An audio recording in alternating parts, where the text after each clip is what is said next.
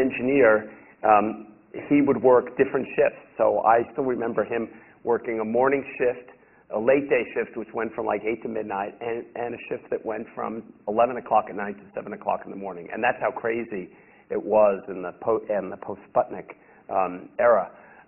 So he inspired me to get interested in science and engineering.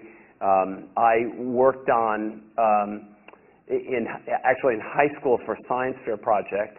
I worked with a fellow nerd on a tic-tac-toe machine that was one of the winners in the science fair. And we didn't know anything about the theory, so we worked out how to win it tic-tac-toe by hand without realizing, of course, once you know the formalism, this is not a very hard problem, but we didn't know it. And we built it all out of surplus relays that we bought from this military surplus electronics place. But it really, everybody in my class was impressed, including the person who would become my future wife. Because of course, if you go first, you never lose at tic-tac-toe. And most people, a remarkable number of people don't understand enough about the game that they always go in the wrong place. So once you go in a corner, they go in the middle of the corner and you win. And so it was a big hit. That got me interested in computing. Of course, when I started as an undergraduate, there were no computer science majors in the United States yet. So I started out in electrical engineering, but focused on a computer option. And then got interested in my junior year. I got involved in undergraduate research. I taught the equivalent of a beginning programming session, sort of doing the recitation problem-solving section for the students. That got me interested in teaching, and I decided to go pursue a PhD. So I then switched to computer science and found out there was a lot of mathematics that I didn't have that I should have had if I was going to go into computer science. So I had to play catch up on that and learn to take some finite math as opposed to some continuous math that most EEs are versed in, and headed off on that. I then had a remarkably lucky experience as a graduate student.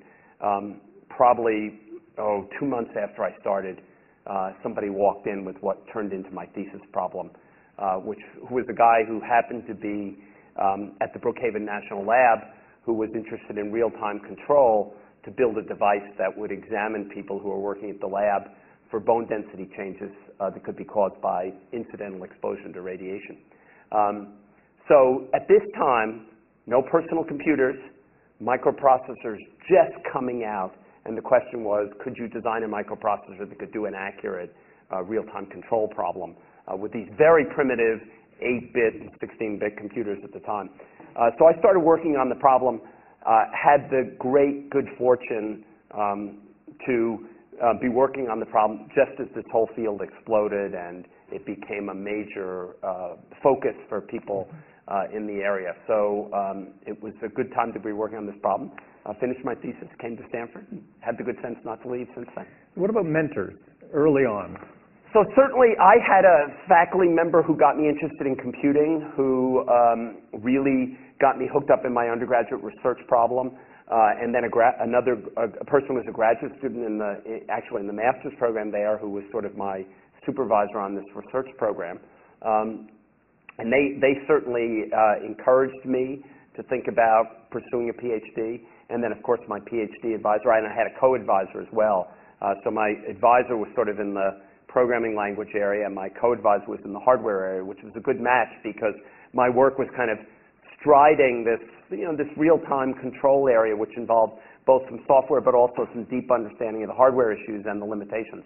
So it really combined. And one professor had a joint appointment in electrical engineering, but was in the computer science department. The other individual, actually, my advisor at Stony Brook, had been a double E doing electromagnetics, doing antenna design, actually, who took advantage of a program that NSF had in the early days to help people move into computer science as a burgeoning field.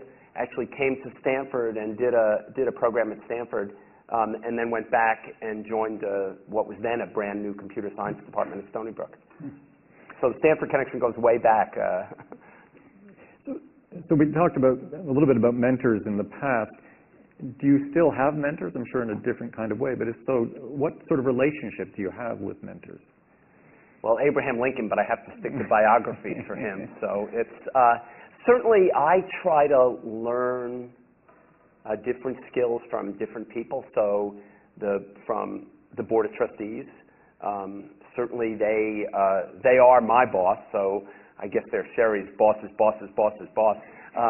But I certainly learn, and they bring all kinds of different experience and background to the challenges of leading the university.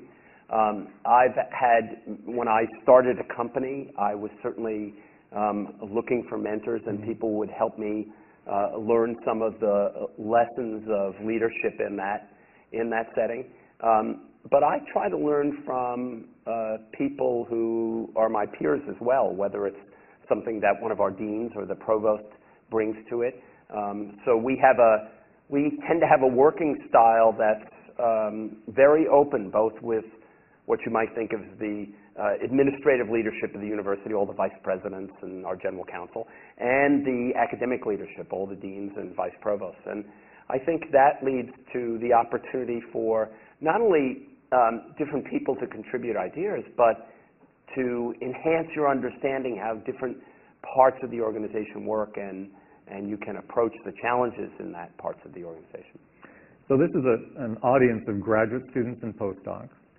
If you think back to when you were a graduate student, what do you wish somebody had told you about leadership that might have saved you a lot of pain and suffering over the last few years?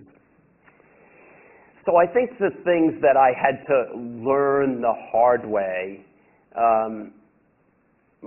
probably somebody should have told me, never do something, never finish something, never submit a paper, never complete a piece of work, never participate in something unless you're willing to really give it your all and make it the best you can be.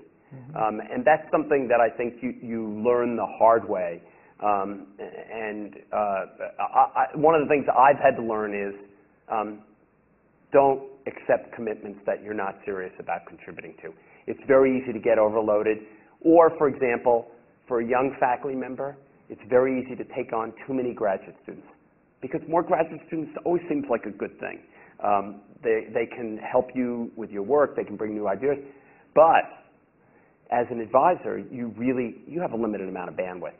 You're better off working with a fixed number of graduate students, really trying to work with them intensely, inspire them, get them to achieve their best, than you are spreading yourself so thin that you're not able to devote the time that it takes sometimes to working with them.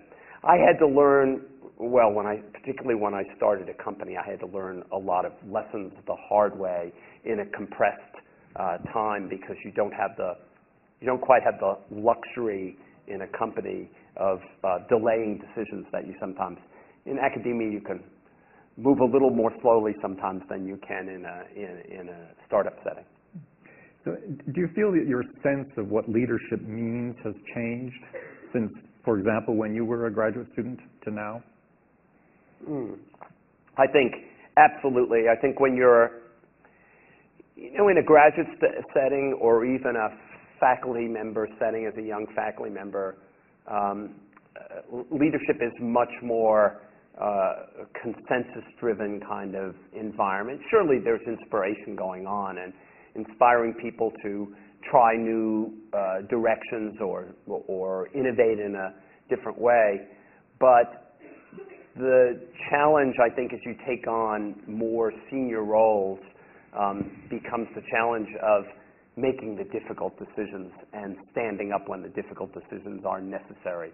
And that's a very different experience than forming a group where you're trying to optimize the outcome of the group, but all outcomes are good, so to speak. That's a much easier situation than when there's real dissension in the group and you've got to make a tough decision.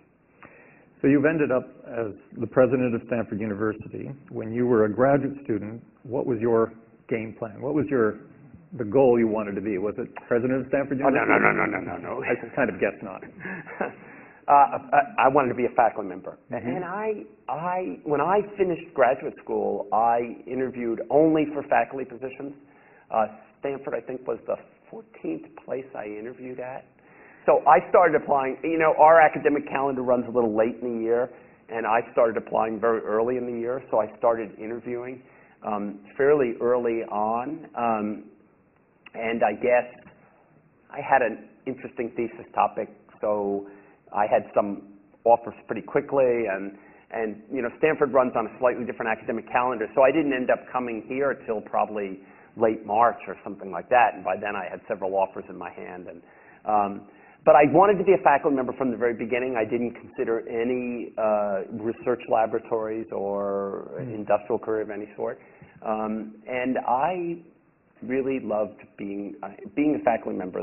Being a graduate student and being an assistant professor, probably some of the happiest days of my life. I mean, I worked intensely hard in both settings.